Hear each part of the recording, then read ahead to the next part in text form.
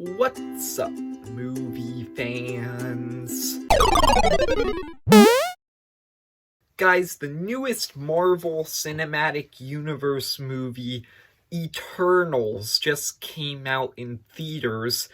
This movie marks a very sad occasion in the MCU. It is officially the first MCU movie to get a rotten score on Rotten Tomatoes. Most people do not like this movie, which is sad because literally every single other MCU movie has gotten a fresh score. Like, even Thor the Dark World has a 66%, but right now Eternals is down at a 48. People aren't liking this movie, so today, I'm going to talk about my thoughts on this movie, and we're going to talk about everything I liked, everything I disliked, and then my final score. Starting with everything I liked, I actually really liked all of the characters in this movie, which is surprising because I was actually worried about the characters in this movie, since the movie has to introduce 10 characters in one 2-hour and 30-minute movie, so I was scared that it wasn't going to be able to develop all of them.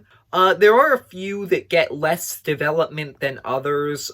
For example, the characters, Kingo, I think his name was, and Ajak aren't that developed, but I'm actually okay with that, because with Ajak, she's kind of like the leader of the Eternals, and she's supposed to be like a mentor figure to other characters, so I'm okay with her not getting as much development. And then with Kingo, he's supposed to be more of a comic relief character, and he serves that role very well. He's hilarious, so I don't think they were really trying to develop him. As far as I'm concerned, the two of them serve their purposes in the movie well. Makkari and Gilgamesh are another two who aren't that developed, and that's mainly because they don't have as much screen time as the others, but I still think that they managed to steal basically every scene that they were in, and I think that their main purpose for the story was to amplify other characters in the movie. With Makkari, it's Druig, and then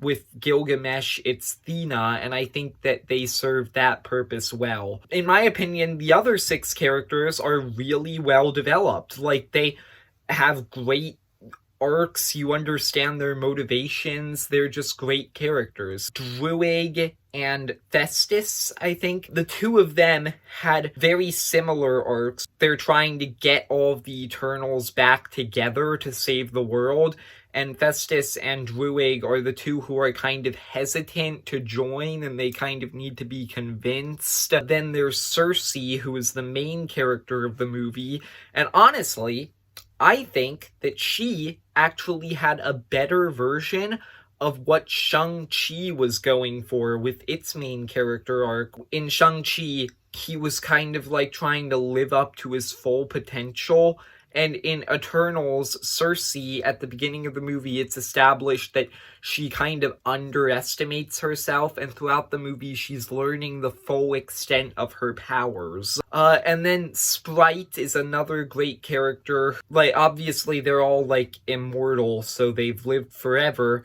but she is stuck in the body of a 12-year-old, so she's, like, kind of has a lot of insecurities built up over that. The final two, Icarus and Thena, I also really liked them, but I can't really explain what I liked about them because it would be a spoiler. Like, there's a lot of things to spoil in terms of those characters, but they are also great characters. So overall, I really liked all 10 of the characters in this movie, which is weird because I feel like the main complaint that this movie has been getting is its characters. A lot of people are saying that the characters were underdeveloped, but I really don't think they were. I really liked all of them. So now moving on to another thing I really liked. This movie has a lot of twists and turns in it. I'm not going to reveal any of them because this is a spoiler-free review. But I thought that a lot of the twists were really well done. They were really surprising.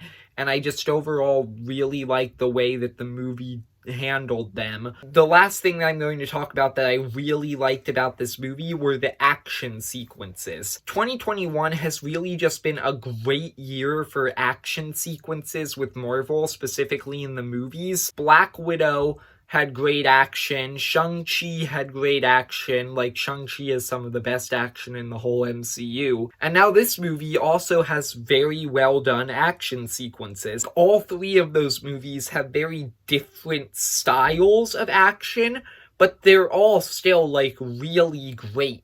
And yeah, so overall, there's just a lot of things that I really liked about this movie. So getting into some of the things that I disliked now, I only really have one major complaint. So first, let's get to my minor complaints. Like, these ones aren't too big. For the first 15 minutes of the movie, you don't really understand the character motivations yet, because the movie reveals the characters and explains them and their backstories and motivations through flashbacks throughout the movie. So in the first 15 to 20 minutes, you don't really get attached to the characters right away, so you don't really know who any of them are yet.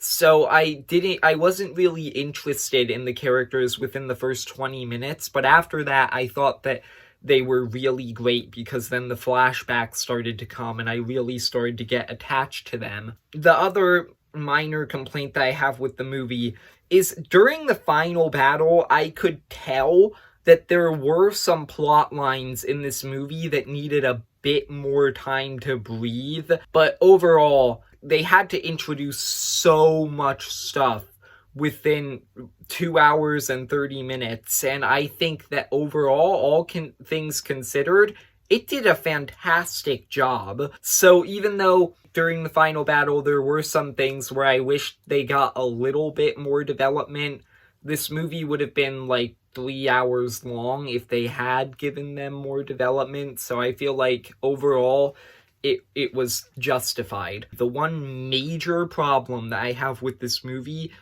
are the deviants. I really felt like their entire plot line went nowhere.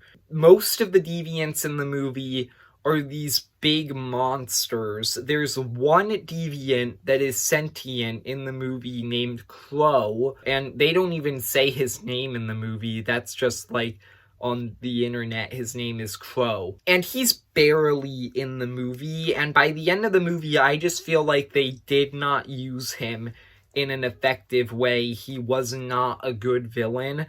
So yeah, overall, the deviants, I feel like, were kind of wasted in this movie. So overall, I liked Eternals a lot more than other people. I honestly really liked this movie, and it's weird, with the past two MCU movies, I feel separated from everybody else, because with Shang-Chi, I had significant problems with that movie, but everybody else loved it. And now with this movie, everybody else is not liking this movie, and I actually really liked it. Eternals, in my opinion, is the best MCU movie since Endgame. I suggest going to see it. Like, it's a good movie. I don't understand why everybody hates this movie so much. So overall, I'm gonna give it an 8.5 out of 10. It is really good. Thanks for watching. If you enjoyed, leave a like and subscribe. And tell me in the comments, if you've seen it, what did you think of Eternals? And see ya, movie fans.